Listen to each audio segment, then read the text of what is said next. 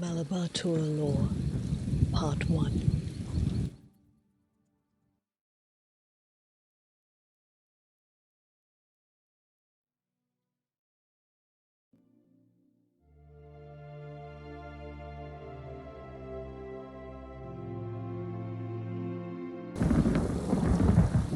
A Nereid stole my husband. My husband a Nereid stole.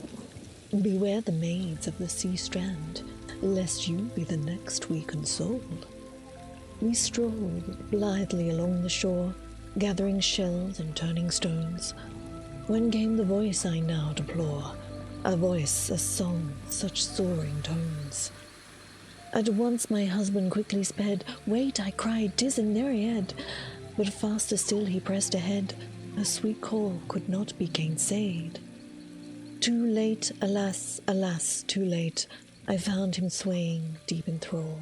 My worst fear sent me to by fate. He followed the Nereid's call.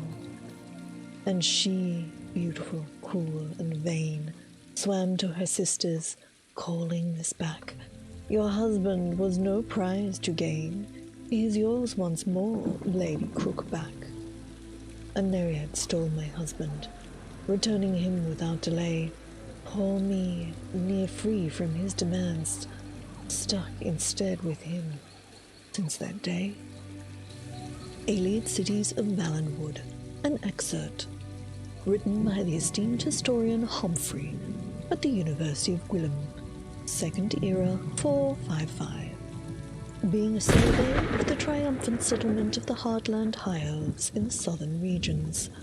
At this point, we should mention that the remarkable cities of Seatar and the alien settlements beneath what is now modern Breville, these cities, along with the Allenwood cities of Haven, Woodhearth, and Sylvanar, all flourished as a result of the increased trade after the establishment of the Great White Tower in what is now the Heartland Cyrodiil.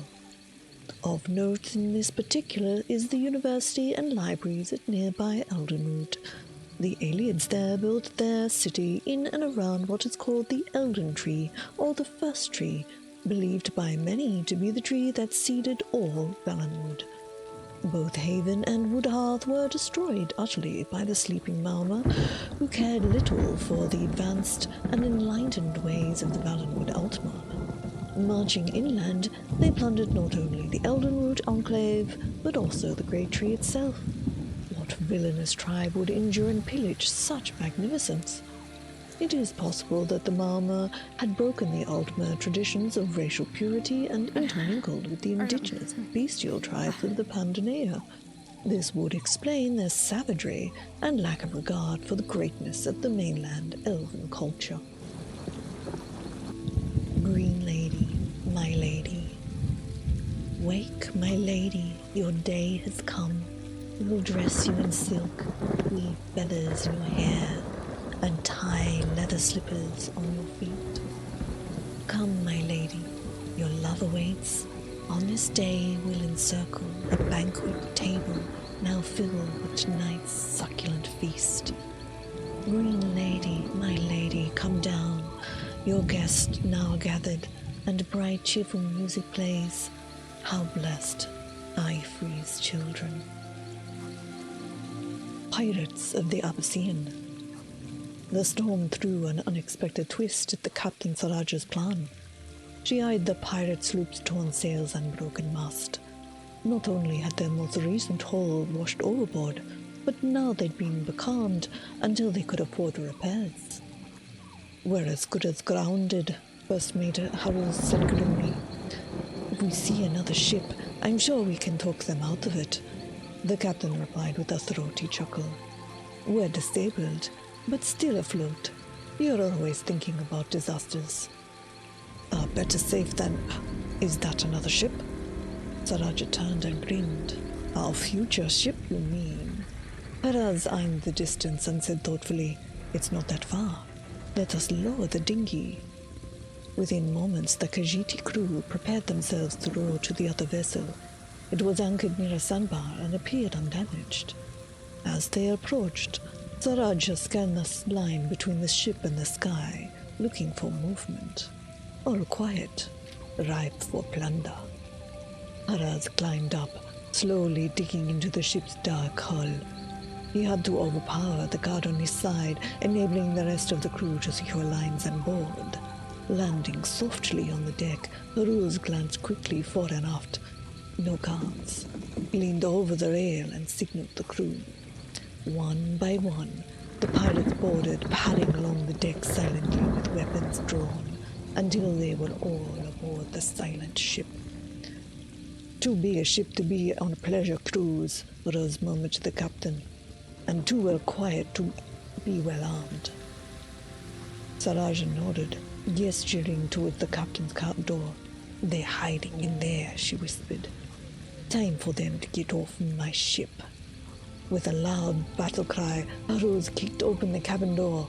The pirates, claws unsheathed and weapons high, pushed in after him before coming to a stop, not 10 paces into the quiet, dark space. What's amiss? Quick, get me a light. One of the pirates slammed tinder and flint together. He raised the torch slowly, its warm glow reflecting across dozens of mirrors strewn throughout the cabin. By Joan and Jode, Kodrini! Dead Kodrini! Saraja ordered everyone back to the crippled ship, though it was already too late. No one who had seen the Crimson Ship ever lived to tell the tale, and her crew had done more than see it. The Humour of the Wood Elves, collected by Tellinger the Artificer. Vilquaston, widely known for its fermented beverages, is home to some of the friendliest Bosma I've ever met. Like most of their kind, they are industrious and get along well with most people. After completing research into their brewing methods, I stayed overnight with a local family. As a historian, I realize one can learn much about a culture by studying its humor. Therefore, I copied down several of their witticisms for future examination. Perhaps by considering their amusements, we will gain further insight into the mind of the Bosma.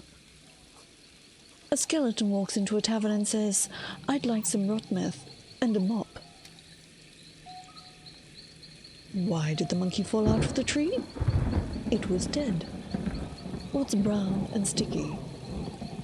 A stick. Person 1, ask me if I'm a tree. Person 2, are you a tree?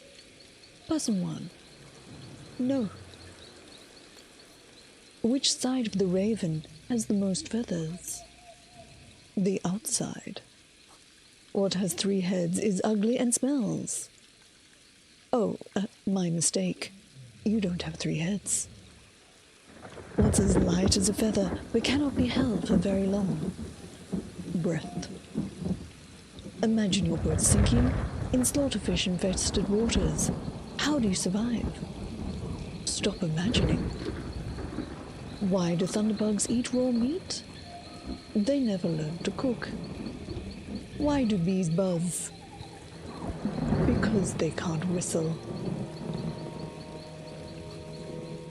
I hope you've been enjoying these lore readings, and if you have, please do consider subscribing to the channel.